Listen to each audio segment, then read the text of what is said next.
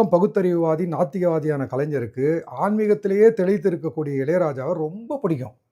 இது என்ன ஆகுதுன்னா, இளையராஜா ஒரு பாராட்டு விழா நடக்குது. பாராட்டு விழால வந்து மேடையில போய் பேசுறாரு கலைஞர் அவர்கள். பேசிக்கிட்டே இருக்காரு. தடால்னு அந்த பட்டத்த குடுக்குறாரு. இசைஞானிங்கிற பட்டத்த குடுக்குறாரு. இளையராஜா சீட்ல உட்கார்ந்திருந்தவரு அப்படியே உருகி தவிச்சுட்டாராம். கலைஞருக்கு ஒரு தயக்கம். இத இசைஞானின்னு தான் இனிமேல் நான் சொல்லணும் அப்படின்னு கலைஞர் சொல்லும்போது, கலைஞர் அவர்களுக்கே ஒரு தயக்கம். இந்த பட்டத்த பத்தி இளையராஜா ஏதாவது மறுத்தோ, கிறுத்தோ பேசிற போறாரோ ஒரு தயக்கம் இருந்திருக்கு. ஆனால் உருகி போயிட்டாராம் இளையராஜா. பேசி முடிச்சுட்டு கலைஞர் வந்து தன்னுடைய இருக்கைக்கு வராரு.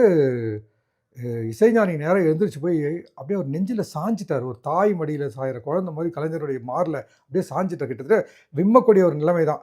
அந்த மாரி இருந்துட்டு அப்புறம் திரும்ப அவர் இருக்கையில வந்து உட்காரும்போது, "என்னங்க பரவாயில்லையே, பட்டம் இது சரியான பட்டம் தானே" அப்படின்னு சொன்ன உடனே, "இனிமேல் உங்கள எல்லாரும் இப்படி தான் கூப்பிட போறாங்க" அப்படின்னு கலைஞர் சொன்னாராம்.